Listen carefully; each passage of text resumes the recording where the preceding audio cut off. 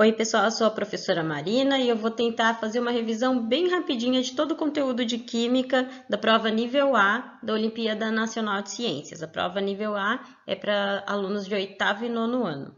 Como eu vou falar bem por cima e bem rapidinho, se eu falar de algum assunto que vocês percebem que vocês não entendem nada, procura mais vídeos depois no YouTube para vocês se prepararem melhor para a prova, ok?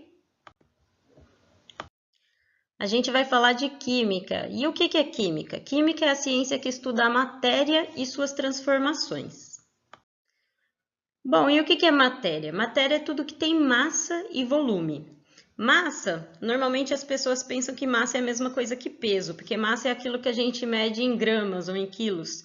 Mas tem uma diferença bem grande entre massa e peso. Massa é o que te dá peso, mas lá no espaço, se você estiver flutuando no espaço, você não tem peso nenhum, porque o peso é a sua massa vezes a aceleração da gravidade, resulta numa força, né, na direção do centro do planeta. O seu peso na Terra vai ser maior do que o seu peso na Lua, mas a sua massa vai ser sempre a mesma. Volume é o espaço que algum corpo ocupa.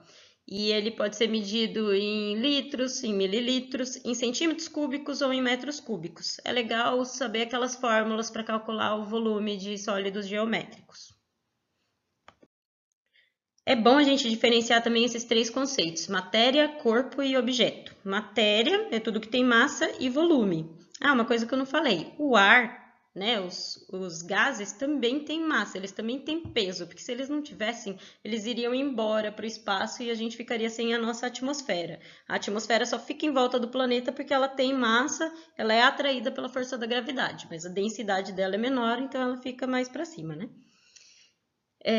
Matéria, então, é tudo que tem massa e tem peso. Corpo é uma porção delimitada de matéria, um pedaço de matéria. E objeto é uma porção delimitada de matéria, mas que tem uma função. É alguma coisa que foi feita mesmo pelo homem e tem uma função. Por exemplo, aqui, uma mesa. Eu falei de propriedades gerais da matéria. Toda matéria tem massa e tem volume. Toda matéria também tem uma propriedade que chama impenetrabilidade. Dois corpos não podem ocupar o mesmo espaço, né? À medida que você está andando, você está deslocando o ar à sua volta. Você não ocupa o mesmo espaço que o ar. Mas tem propriedades específicas da matéria. O que isso quer dizer? Cada tipo de substância vai ter algumas características, algumas propriedades diferentes.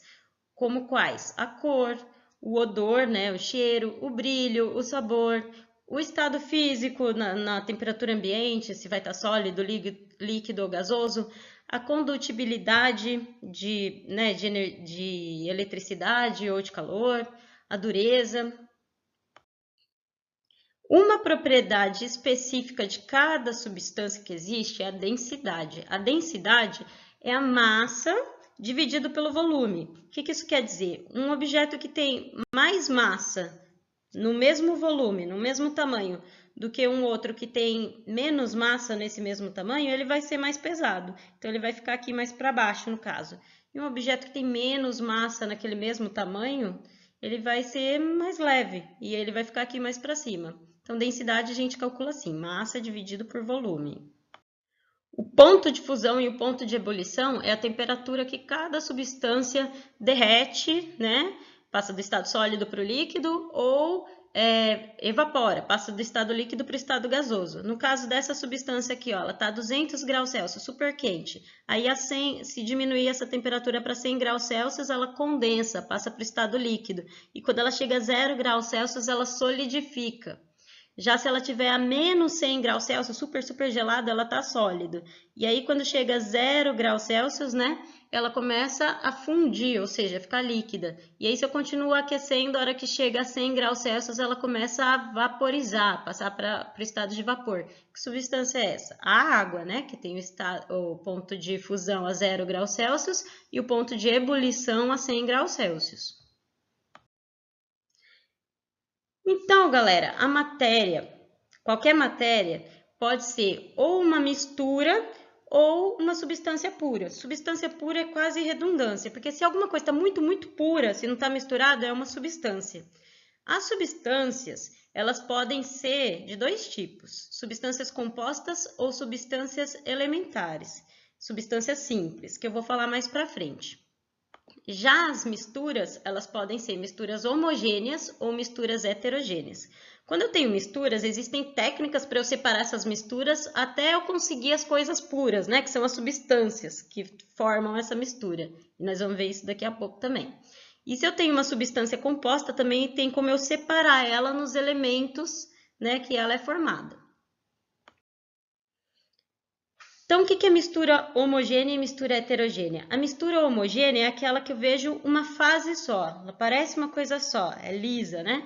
E a mistura heterogênea é aquela que eu vejo duas ou mais fases. No caso de mistura homogênea, eu tenho aqui como exemplo água e açúcar, que o açúcar se dissolve completamente e fica uma fase só. E na mistura heterogênea, eu tenho água e óleo. Agora umas pegadinhas sobre mistura homogênea. A mistura homogênea, às vezes ela pode ser também gasosa. Por exemplo, o ar que a gente respira é uma mistura de gases e sempre que tiver uma mistura de gases vai ser uma mistura homogênea. E ela pode ser sólida, por exemplo, as ligas metálicas. Quando eu derreto mais de um metal, misturo e solidifica de novo, fica parecendo uma coisa só. Então, é uma mistura homogênea. Por exemplo, o aço, o latão, o ouro 18 quilates.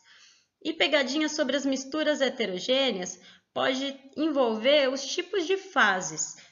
Por exemplo, aqui nessa mistura eu tenho 4 fases, ó.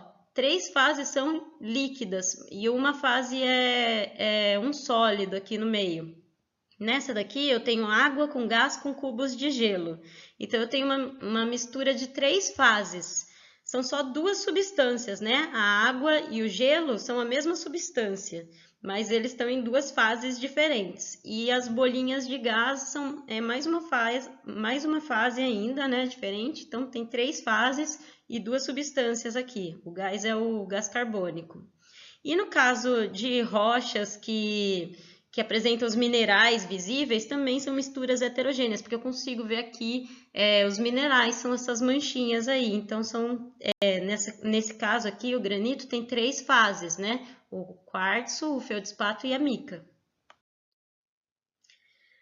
E quando eu tenho essas misturas, eu posso separar essas misturas até chegar nas substâncias de que elas são formadas. Quando a mistura é heterogênea, né? Quando ela está separada em fases, algumas das técnicas mais conhecidas é a peneiração, a filtração, a catação, a decantação, que é quando eu deixo um líquido parado até o que é mais pesado afundar ou o que é mais leve flutuar. Eu posso usar, por exemplo, para separar água de óleo, o óleo vai flutuar, ou água de barro, o barro vai afundar.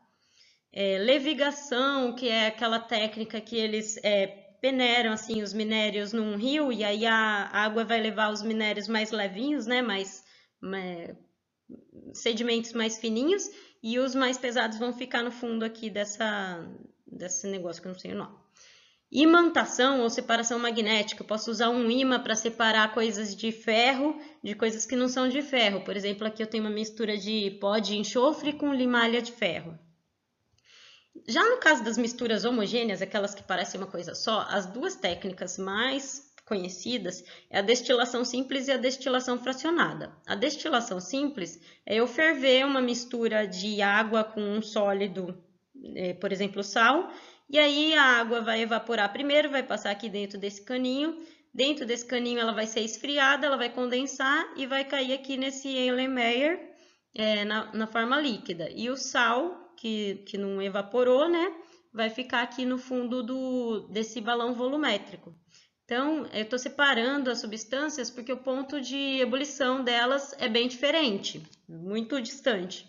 Já na destilação fracionada, eu estou separando vários líquidos e o ponto de ebulição deles são mais próximos uns dos outros. Então, eu tenho que usar essa coluna aqui de destilação.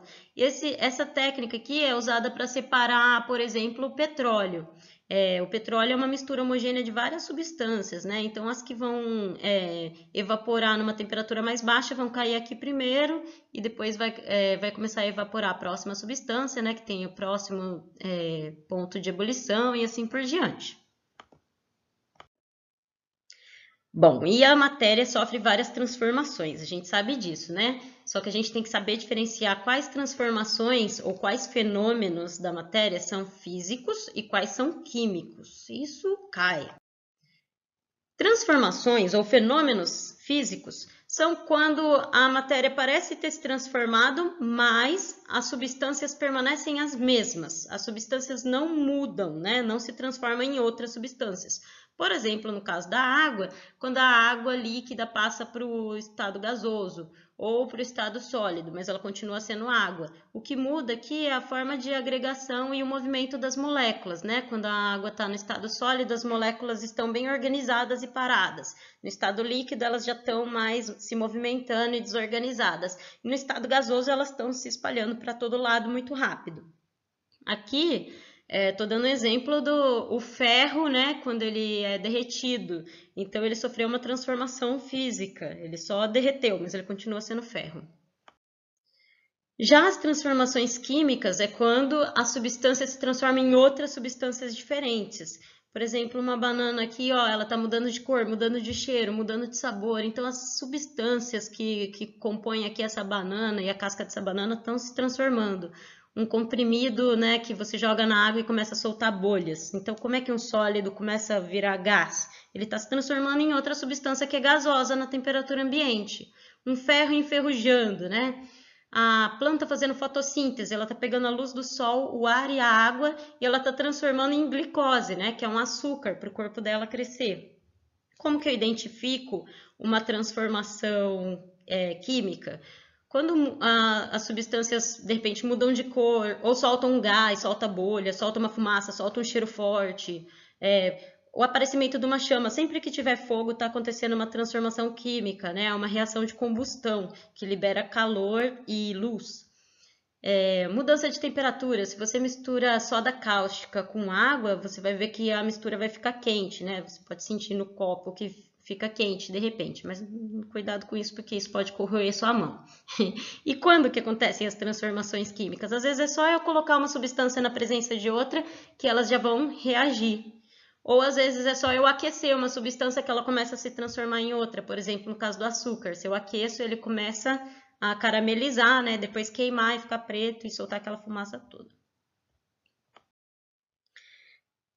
Bom, galera, e a matéria, ela é formada por átomos. Átomos são bolinhas bem pequenininhas, né?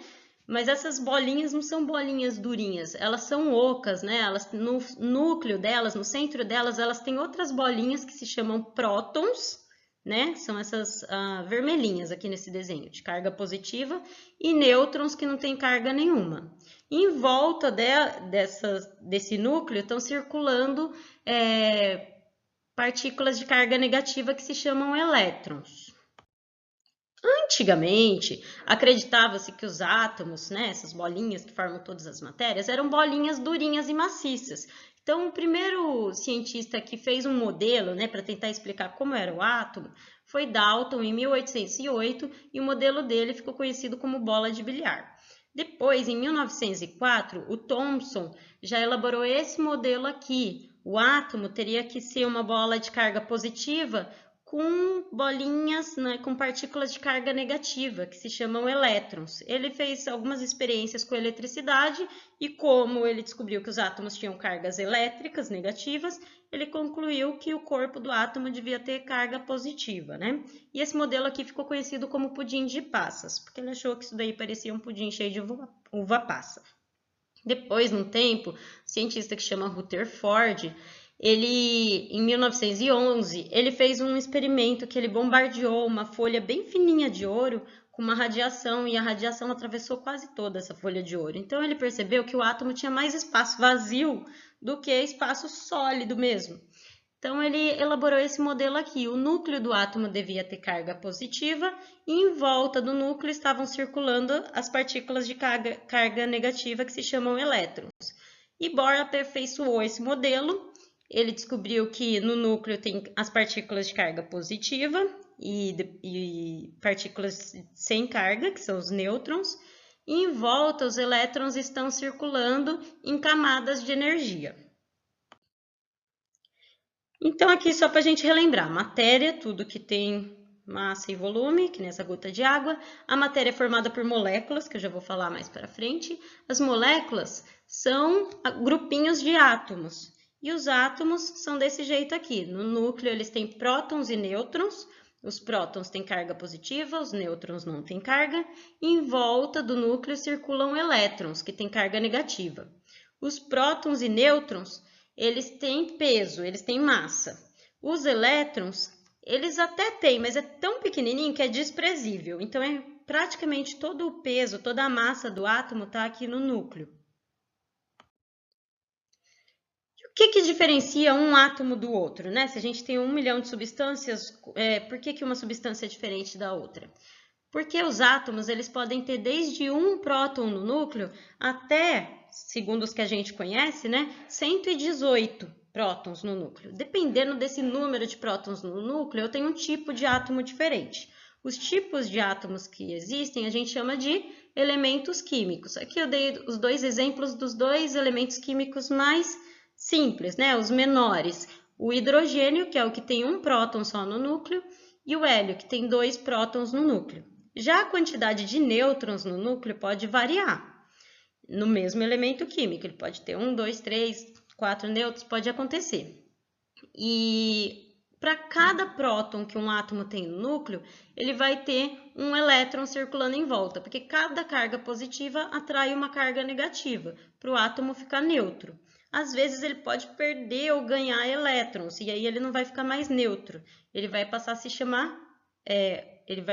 chamar íon. Se ele fica com uma carga mais positiva que negativa, ele é um cátion.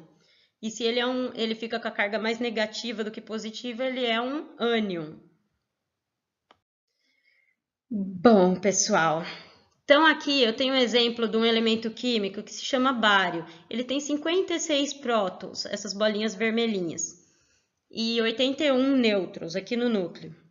Como que é a distribuição desses elétrons aqui em volta? Vocês não precisam saber, isso é mais a critério de curiosidade. Tem um diagrama que chama diagrama de Pauling. Seguindo essa regra, eu sei quantos elétrons ele tem em cada camada aqui de energia, e dependendo de quantos elétrons ele tiver na última camada, ele vai gostar mais de reagir com um ou outro tipo de elemento químico. E isso vai dizer como que é essa substância, com o que ela gosta de reagir e o que ela forma depois. Então, a partir desse número de prótons que tem aqui no meio, todos os elementos químicos que a gente conhece estão organizados nessa tabela que chama tabela periódica. Eles estão organizados pelo número de prótons, que é conhecido como número atômico, desde 1 até 118, né? Nessa ordem, ó, 1, 2, 3, 4, 5, 6, 7, 8. Dependendo desse número atômico, eles têm características diferentes.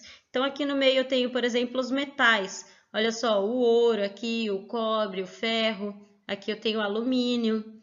Esse aqui em vermelhinho, ó, o mercúrio, é porque ele é líquido na temperatura ambiente. O bromo também é líquido na temperatura ambiente. Aqui do lado direito eu tenho os gases nobres. São gases que na última camada de elétrons, eles têm 8 elétrons. Isso deixa eles muito estáveis, eles não gostam de reagir com ninguém. Então, são elementos que estão sempre sozinhos na forma gasosa, por isso que eles são gases nobres, eles são autossuficientes. Bom, e ali na tabela periódica, cada elemento químico está representado desse jeito. Tem o símbolo dele, que é uma letra maiúscula, ou uma maiúscula e uma minúscula, embaixo o nome. Normalmente a massa atômica está embaixo e o número atômico está em cima. Lembrando, o número atômico é o número de prótons. A massa atômica é o peso, né? A massa dele, lembra? É o número de prótons mais o número de nêutrons. Mas pode ser que quando eu estou representando um elemento químico, o número de massa vai estar em cima e o número atômico vai estar embaixo. O número atômico é representado por essa letra Z e o número de massa pela letra A.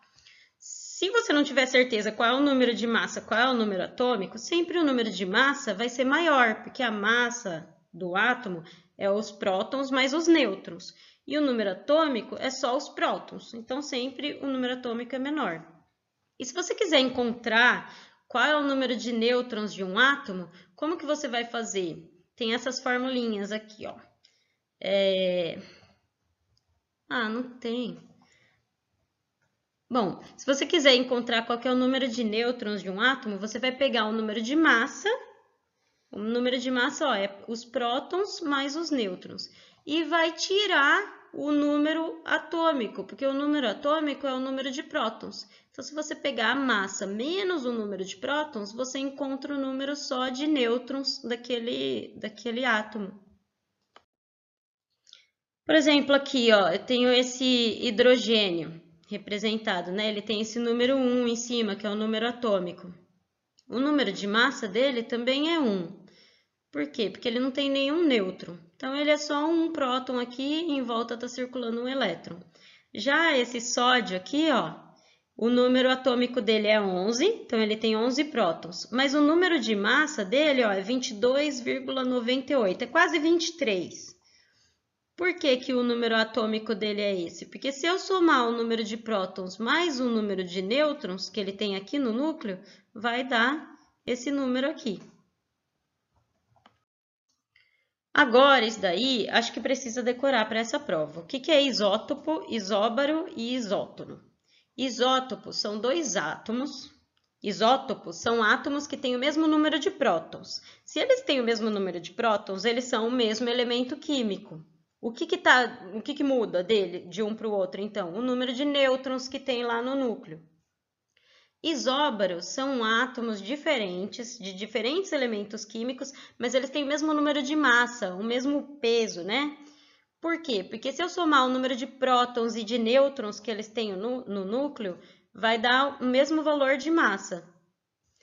E isótonos são átomos diferentes, de diferentes elementos químicos que têm o mesmo número de nêutrons no núcleo. Então, tem uma dica aqui para decorar.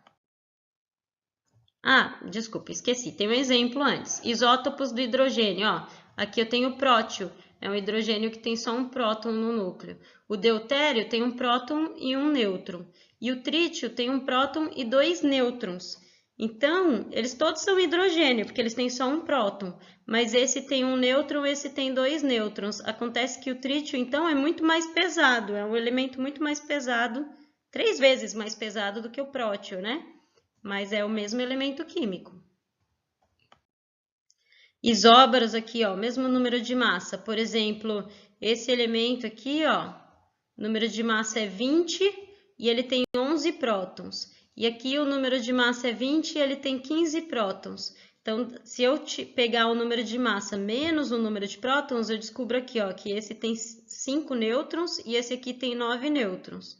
Se eu somo os dois, dá o mesmo número de massa. E isótonos, por exemplo, esses dois aqui. Em cima tem o número de massa, embaixo tem o número atômico, né, que é o número de prótons. Se eu pegar o número de massa menos o número de prótons, eu chego no número de nêutrons, que dos dois é 6 nesse caso. Então, uma dica aqui para decorar esses nomes. Isótopo, como termina com po, são átomos que têm o mesmo número de prótons, né? Eu destaquei aqui o P, po de prótons. Isóbaros são átomos que têm o mesmo número de massa. Lembra da cirurgia bariátrica? Só para lembrar que tem a ver com massa, né? Com peso. E isótono são átomos que têm o mesmo número de nêutrons. Então, esse no final, o mesmo número de nêutrons. Bom, moléculas é quando eu agrupo átomos, né? Se eu tiver 2 ou mais átomos juntinhos, eu tenho uma molécula. Cada substância que existe tem uma molécula diferente. Tem substâncias que são formadas só por átomos mesmo, átomos organizados. Mas a maioria é formada por moléculas, por grupinhos de átomos. Por exemplo, aqui eu tenho uma molécula de oxigênio. O gás oxigênio que a gente respira não são átomos de oxigênio soltos. Cada molécula desse gás que a gente respira são 2 átomos de oxigênio grudadinhos uns nos outros, formando moléculas, então, desse gás oxigênio, dessa substância.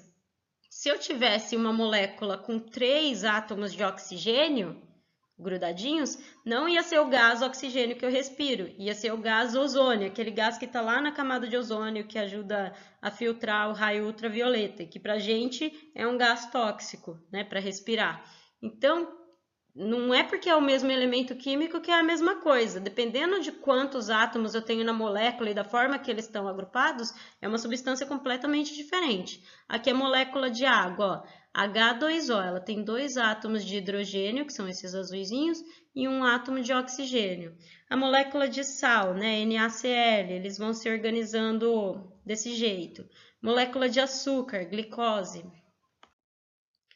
Bom, e como é que os átomos se juntam para formar moléculas? Eles podem se juntar por ligações covalentes. É quando 2 átomos ou mais, né, eles compartilham elétrons. Então, eles adoram elétrons, né? Então, eu tenho 2 átomos que querem compartilhar alguns elétrons em volta e eles vão formar essa ligação covalente. Dependendo de quantos elétrons eles compartilham, tem uma ligação simples, uma ligação dupla, tripla e assim por diante. E às vezes, um átomo perde um elétron para o outro átomo. O átomo que perde um elétron, você concorda que ele vai ter uma carga mais positiva, porque ele estava neutro, né? Ele tinha o mesmo número de prótons e de elétrons. Se ele perder um elétron, ele perdeu uma carga negativa, ele vai ficar com a carga total dele positiva. E o átomo que ganhou um elétron vai ficar com a carga negativa, porque ele vai ter uma carga negativa a mais. Quando eu tenho, então, íons, né, um positivo e um negativo, eles se atraem e formam uma ligação iônica. Por exemplo, o sal de cozinha, o NaCl. O Na, que é o sódio, ele perde um elétron para o Cl, que é o cloro, e aí o sódio fica com uma carga positiva e o cloro fica com uma carga negativa. Então, eles se atraem, porque sempre carga negativa atrai carga positiva e formam uma ligação iônica. Agora, a divisão das substâncias em simples e compostas. Substâncias simples são aquelas que são formadas só pelo mesmo elemento químico. Por exemplo, o gás hidrogênio. Cada molécula dele tem 2 átomos de hidrogênio. O gás oxigênio, cada molécula tem 2 átomos de oxigênio. E o ozônio, que eu dei exemplo, cada molécula dele tem 3 átomos de oxigênio. Então, é o mesmo elemento químico na molécula. Já as substâncias compostas têm elementos químicos diferentes na mesma molécula. Por exemplo, o sal de cozinha, que é o NaCl, o L veio aqui para baixo. O ácido clorídrico, que é um átomo de hidrogênio e um de cloro. O gás carbônico, CO2, é um átomo de carbono e 2 de oxigênio. A água é 2 átomos de hidrogênio e 1 de oxigênio.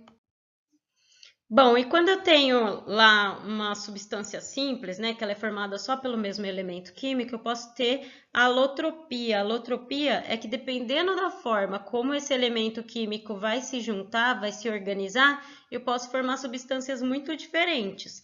Por exemplo, só com um átomo de carbono, eu posso ter o diamante, dependendo se ele se agrupar nessa forma, ou eu posso ter o grafite do lápis ou até o carvão da churrasqueira. Então, essas duas substâncias são formadas pelo mesmo elemento químico, só pelo carbono, dependendo da forma como ele se organiza. Também, como eu já citei o exemplo, o gás oxigênio e o gás ozônio. Gente, e as substâncias químicas, elas podem ser inorgânicas ou orgânicas. Quando eu falo orgânica, significa que tem a ver com a vida. Tudo que é orgânico tem a ver com a vida. Então, é algo que foi produzido no corpo de algum ser vivo. Por exemplo, carboidratos, hidrocarbonetos, álcool, éter, amina, amida, proteínas. E as substâncias inorgânicas são as substâncias que existem mesmo em um lugar que não existe vida, que não tem nada vivo. Hoje a gente sabe que dá para produzir substâncias orgânicas em laboratório, né? Mas essa é a definição mais clássica, tem a ver com ser vivo. Orgânico é, por exemplo, restos de alimentos, né? Quando você está separando lixo orgânico de lixo reciclável. Mas um outro jeito da gente saber também, quando é uma substância orgânica, é quando ela tem átomos de carbono no meio. Toda substância orgânica tem que ter átomos do elemento carbono. Já as substâncias inorgânicas que a gente vai falar de ácidos e bases, principalmente. Também tem os sais e os óxidos. Então, a molécula orgânica tem carbono, sempre vai ter carbono. A mais simples que existe é o metano, né? Um gás, que é 1 carbono e 4 hidrogênios. Normalmente as substâncias orgânicas, elas são representadas assim, cheio de quininha. cada quininha dessa, cada vértice desse é um carbono. Aqui, por exemplo, tá vendo? Esses átomos cinzinhas são carbonos e esses branquinhos são hidrogênio. Então, ela é sempre representada por quininhas e às vezes ela pode formar esses hexágonos aqui, ó, que chamam ciclos. Normalmente são substâncias que têm cheiro, que têm sabor, elas têm esse formato assim. Moléculas, substâncias orgânicas, né, mais comuns são os carboidratos, né, as proteínas e os lipídios. Lipídios são as gorduras, os óleos e as gorduras vegetais e animais. Proteínas estão presentes principalmente nos alimentos de origem animal, né, mas também alguns de origem vegetal, como as oleaginosas, né, castanhas, nozes, e as leguminosas, que é o feijão, a vagem, a soja. E carboidratos são aqueles alimentos bem energéticos, né? Por exemplo, açúcar, arroz, batata, mandioca. As gorduras ou lipídios, quando elas são líquidas a gente chama de óleo, quando é sólida a gente chama de gordura. É tudo lipídio. São insolúveis, não se mistura com água, né? E eles que formam as membranas celulares e também as cápsulas dos vírus. Por isso que a gente precisa lavar a mão com água e sabão para tirar coronavírus. Os carboidratos, eles têm esse nome porque eles são substâncias formadas só por carbono e hidrogênio. E as proteínas, elas são formadas por carbono, hidrogênio, oxigênio e nitrogênio. Nitrogênio é importante lembrar aí na proteína. Substâncias orgânicas aí que de repente eles queiram colocar na prova. O petróleo, né? O petróleo é um fóssil, um óleo feito da decomposição de fósseis de animais e plantas que foram soterrados há, né, milhões de anos atrás. E ele é uma mistura homogênea que pode ser separada em todas essas substâncias aqui orgânicas, né? Olha como é a representação delas. Cada quininha dessa é um carbono. E esses risquinhos aqui são aquelas ligações covalentes que eu falei, lembra? E agora sobre as substâncias inorgânicas, eu falei que a gente ia falar principalmente de ácido e base. Ácido, aquilo meio azedinho, né? Por exemplo, o limão, tudo que é meio azedinho, normalmente é ácido. E tanto o ácido quanto a base tem essa característica de corroer, né? De ser meio, por exemplo, agressivo para a sua pele. Mas o ácido, a característica química dele é que se você misturar ele com água, ele vai liberar íon H+. O íon H+, é um hidrogênio que perdeu um elétron. O hidrogênio que perdeu um elétron é um próton sozinho. E quando esse íon H+ fica solto na água, ele se junta com uma molécula de água e forma um íon H3O+. Já a definição de base são substâncias que em água liberam íons OH-. Então, por exemplo, o ácido clorídrico aqui, quando ele se mistura com a água, ele vai liberar um íon H3O+, mais um, e aí vai ficar solto esse íon Cl-, né, o cloro, um ânion de cloro. E a base, por exemplo, essa, quando ela se juntar com água, vai formar esse cátion aqui, NH4, e o ânion OH-. Galera, o ácido e a base, eles estão classificados aqui nessa escala de pH. A escala de pH diz quão ácido ou quão básico alguma coisa é. As coisas neutras estão aqui, ó, no número 7 da escala. Por exemplo, a água que a gente bebe, não é ácido nem básico, é neutro. Aí as coisas básicas vão até o número 14. 14 está lá só da cáustica, que limpa ralo, que desentope pia. E as coisas ácidas estão lá mais perto do 0 e do 1. Ó, o limão está aqui no número 2. E a bateria, as pilhas, tem um ácido, né, para funcionar, que está quase no 0 aqui. Aí as representações escritas de tudo aí na química. Os elementos químicos, como a gente viu, eles estão simbolizados por uma letra maiúscula ou uma maiúscula e uma minúscula. Aqui, por exemplo, eu tenho o hidrogênio, o hélio, o carbono, o ouro, o alumínio, o oxigênio. As substâncias, elas estão representadas pelas moléculas que compõem essa substância, mas tem algumas substâncias que, como eu falei, não são formadas por moléculas, são formadas pelos átomos mesmo, que são os metais. Os metais não formam moléculas, eles formam ligações metálicas, são átomos organizados, todos juntinhos, assim, de metal.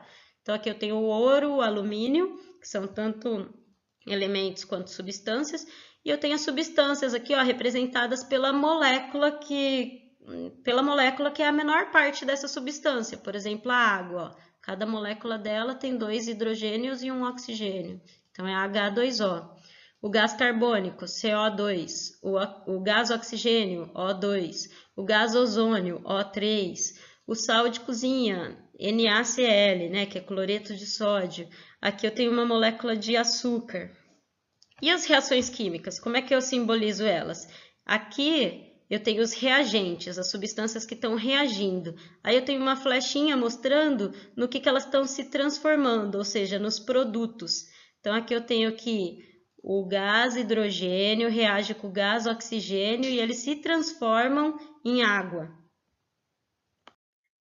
E tem 4 principais tipos de reações químicas. A análise ou síntese, eu tenho uma substância que depois da reação química, ela se decompõe em substâncias menores, né? Por exemplo, se eu tenho lá o sal de cozinha, NaCl, eu posso formar só o Na, que é o sódio, mais o Cl, que é o cloro. Deslocamento, eu só mudei um dos elementos de posição. Então, eu tinha aqui uma molécula que era só um elemento A, e aqui eu tinha 2 elementos coladinhos um no outro nessa molécula. E aí eles só se reorganizaram. Síntese é quando eu pego 2 elementos e eles se juntam formando uma molécula só. Por exemplo, no mesmo exemplo lá do sal de cozinha. Tem o Na, né, que é o sódio, mais o Cl, que é o cloro, eles se juntam e formam o NaCl, que é o cloreto de sódio. E aqui, ó, tem os 2 trocando de posição, né? Eu voltei aqui só para vocês lembrarem que a gente viu os métodos de separação de misturas, né, para obter as substâncias puras, e no caso das substâncias compostas, pelo aquele método lá de análise ou decomposição, eu consigo as substâncias elementares, né? Numa substância composta, eu consigo separar ela nos elementos que ela é formada. 2 reações aí que acho que é importante lembrar o nome é reação de combustão. Quando alguma coisa pega fogo, ou também quando os alimentos no nosso organismo se transformam em energia. Também é uma reação de combustão. Então, eu tenho o combustível, que é o que vai ser queimado, né, vamos dizer assim. O oxigênio, que é o comburente. Aí eles vão se transformar no quê? Em gás carbônico, que é o que a gente expira, né, quando a gente solta o ar pelos pulmões, né? A gente expira principalmente gás carbônico e energia. Então, a combustão é usada para produzir energia no motor ou para produzir energia no nosso corpo. E o resultado da combustão é o gás carbônico.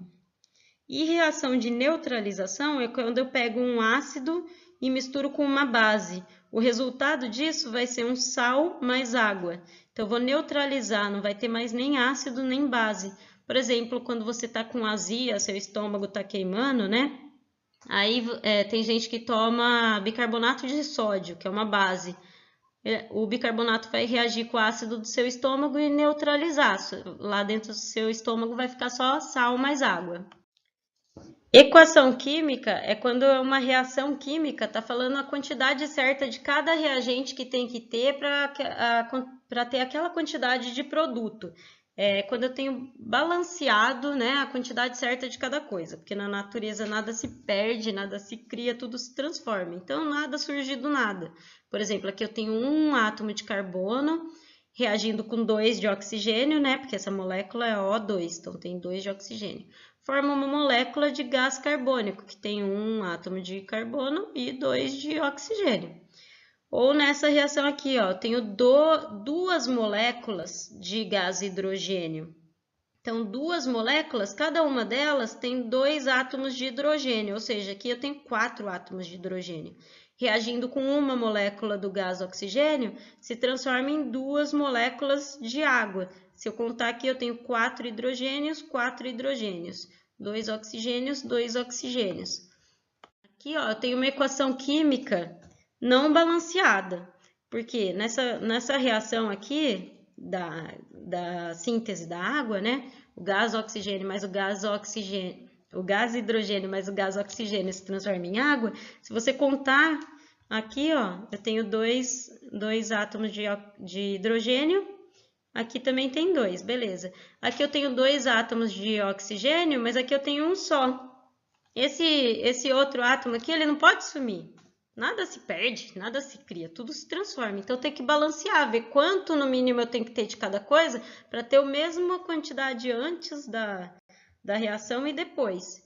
Essa aqui, ó, tá balanceada, é a mesma reação que antes, mas, ó, 2 moléculas de hidrogênio mais uma de oxigênio se transforma em 2 de água. Sei lá, uma questão que talvez possa cair na prova, uma reação química desse tipo, envolvida com o meio ambiente. Os combustíveis fósseis, né, os combustíveis tipo diesel, gasolina, que eles têm origem no petróleo, muitos deles produzem gases com enxofre, né? O enxofre é representado por essa letra S. O enxofre, junto com a água e com o oxigênio, ele reage e se transforma em ácido sulfúrico. Então, esse ácido sulfúrico que vai se formar aqui nas nuvens, a hora que ele cair, vai corroer, pode corroer prédio, cimento. Imagina o que ele não faz de mal para a vida, né? Marinha, para lagos, para florestas. Então, se você vê alguma reação química assim, ele vai te dar na questão, é só pensar com calma o que tem aqui, ó. Mesmo que você não saiba o nome da molécula, você sabe que aqui esse S é o enxofre e no final vai estar formando um ácido. Agora, o nome só de alguns materiais de laboratório para terminar, pessoal. A piceta é um tubinho assim, molinho, que você aperta, ela tá cheia de água. Então, serve para lavar equipamento de laboratório ou para você colocar água mesmo em alguma coisa que, né, para fazer alguma mistura. A água sai por aqui, por esse caninho. Erlenmeyer é esse daqui que é meio, né, parece um triângulo aqui embaixo. O Becker é um copinho aí de medida, né? Para medidas mais grosseiras, vamos dizer assim. Se você quer uma medida mais precisa, tem que ser aqueles mais fininhos e compridinhos, tipo a pipeta. E o nome desses equipamentos aqui é legal decorar. Bico de Bunsen é um negócio para colocar fogo no laboratório, né? Sempre que você quiser pôr fogo em alguma coisa, você vai usar o bico de Bunsen. Esse negócio aqui onde você coloca o apoio de todos os equipamentos de laboratório, chama suporte universal. Esses equipamentos são meio redondinhos aqui embaixo, chama balão volumétrico. E no caso desse balão, como ele tem uma saída aqui para o lado, é um balão de destilação. Aqui eu tenho o termômetro, né, uma rolha para o gás, para o vapor não sair aqui por cima. O vapor tem que entrar aqui no quê? Como chama esse daqui? Condensador. Por que ele chama condensador? Porque o vapor vai entrar aqui e vai esfriar e vai condensar e virar água. E vai cair aqui no Erlenmeyer. O condensador tem uma entrada de água num caninho aqui e uma saída aqui, para ficar correndo água fria aqui em volta e esfriando esse vapor que está passando aqui no meio. Bom, gente, acho que é isso. Demorou mais do que eu pensava, mas espero que tenha ajudado. Beijo e até mais!